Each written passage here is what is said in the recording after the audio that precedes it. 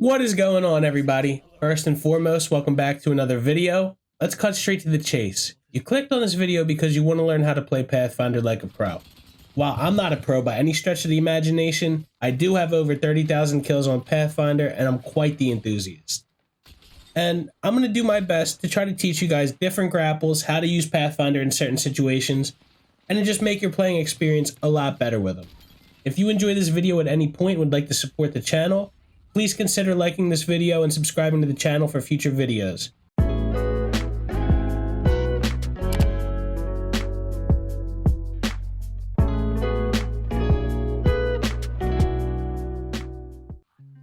Now look, I know you guys are some busy people. We're going to get right into it. Just so you know, on this channel, I will never make a video longer than it needs to be. I'm not trying to, stretch out a 10-minute video just for monetization purposes.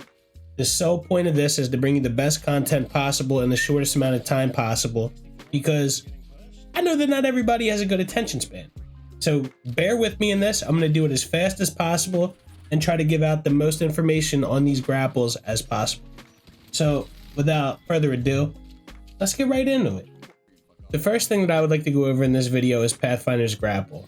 It's his main feature besides the zipline, and there's a lot of creativity that comes with the grapple. You could use him to grab height, you could use him to outplay opponents, you could use him to juke your opponents, you could use him just to get repositioning or to back up from a fight. Literally, the possibilities are endless. I'm going to show you about 5 different types of grapples that you could use to make your gameplay a lot better and help you improve as a player. Now, before we get into our set of grapples, I'm going to give you guys a little bit of information. You see this little blue crosshair? That tells us basically what we can and cannot grapple, and that is true 99% of the time. However, it is not true when underhand grapples come into play. See right here how this is yellow? That generally means that we're not able to grapple that, but if I were to do it, it would give me an underhand animation, and we'll get into that in like 2 minutes. But if you see blue, you're good to go. You know what I'm saying? And now, every single time that you grapple, you want to jump on a horizontal plane, like just straight surface. If you don't jump, you're going to end up like this. And that's totally useless, and you just wasted 12 seconds of your cooldown. Every single time that you guys grapple on a horizontal plane, I want you to jump. And it's very hard to get the timing down, but the more you play Pathfinder, the easier it is. See, when we jump, we max out our distance. And I'm going to show you how to max out your distance right now. Jump, and then slide when you're done. And you just made it, 64, 65 meters. Now, you do have a much longer cooldown. The further you go, the longer your cooldown is. And, the way Pathfinder used to be, it used to be a short little cooldown, and he was very OP back in the day. Nowadays, they make you wait a little bit and work a little bit harder.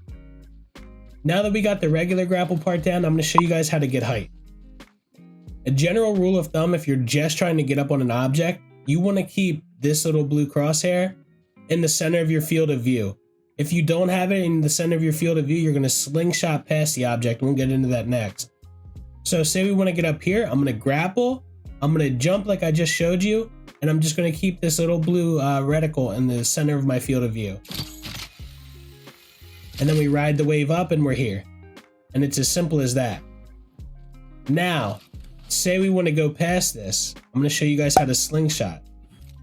We're going to want to grapple this, and we're going to want to turn away from the center of the object, and as we're gaining momentum up, you're going to want to turn your stick or your mouse the way that we want to go. But be careful, if you go too far, your grapple will break, and I'll show you what this looks like. I went too hard and the grapple broke, and now we're beat for 7 seconds. You're probably going to get shot in the back. Now let's see how this works when we do it correctly. We're going to turn away gently, and we're going to move our stick or our mouse the direction that we want to go. And now, we made it a nice little 60 meters away from where we were. Now, for this part of the video, you can see I brought in a little help. I have my trusty controller overlay to show you guys my movements because I am not the best teacher. But let's get into the 5 different types of grapples that you could do. First off, we're going to start off with something I like to call the step back. Essentially, this requires us no forward momentum, but we're still going to get a good amount of distance. To do this, we're going to do what the name implies. We're going to step back, we're going to grapple, and then we're just going to ride the momentum and jump as the grapple hits the ground. So step back, grapple, jump. Here I go. And then slide out of it if you want to max your distance. That's simple enough, right? Now we're going to get into something a little bit more difficult. This is something I like to call the okie doke. Essentially what this does is we shift our momentum forward, but then we're going to come back. And this works extremely well in gunfights, particularly in 1v1s. If you try to do this in a 1v3, you might get the first guy, but more than likely his teammates are going to clean you up. So I'm going to show you what it is and I'm going to explain it. Using grapple. So as you can see, I propelled myself forward and your opponent thinks that you're going to go past him, but you bring it right back and then you just fry him, boys. But it's a lot easier said than done.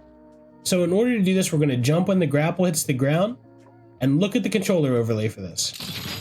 And then we bring our stick back to the side. And I don't know how to explain it other than that. Basically, the key thing you want to do is you want to act like you're going forward, but then you want to bring the little blue circle back into your center of view. One more time.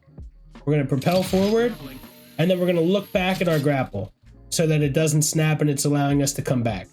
I hope that made sense. Now the next thing I want to show you guys is you're able to do 360s and even further out as long as you keep your grapple in the center of your field of view. And that looks something like this. Here I go.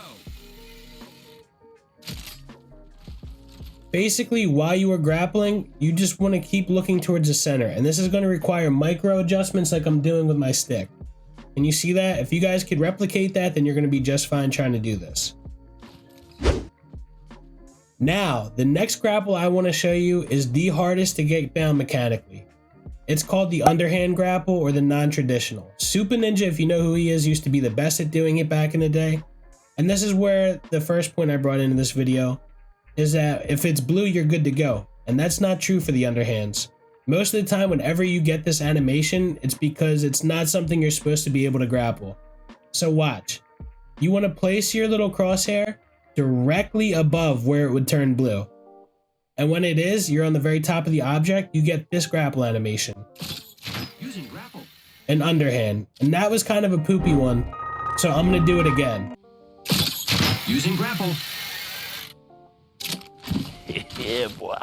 So right now, I'm going to show you probably one of the possibly hardest Pathfinder mechanics to get down in this game, especially if you are a controller player and especially if you do not have paddles. It is called the super bounce or the zip bounce. Essentially, all we do is we interact with the zip line and we double tap jump immediately. And it looks something like this.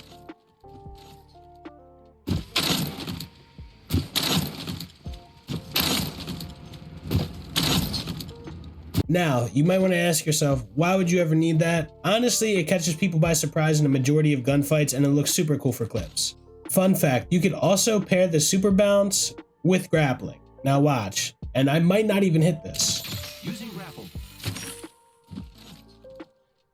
And it catches people by surprise, it's just a nice movement mechanic. So I think we've covered all the basics and even not so basics with Pathfinder. I want you guys to know that he is one of the best legends in the game, if not the best. He's a very aggro player. He could be used defensively or, more importantly, aggressively. You could do unlimited amounts of things to win gunfights. You can throw off your opponents. You can gain height, repositioning, everything you could think of, Pathfinder is there for. Now, I do want to say that I've already stated, but you're not going to get him down within the first day. It took me hundreds of hours to become a good Pathfinder main. So it's not something that's going to happen overnight. You're going to continually need to work at this, but if you do, I have the utmost faith in you guys, okay? Now, I hope you enjoyed this video. I hope to help you out. If it did help you out at all, don't be stingy. Leave a like, you know? Maybe consider subscribing to the channel. But nonetheless, I hope you guys have a great day, a great week, and I will see you in the next one. Thank yous.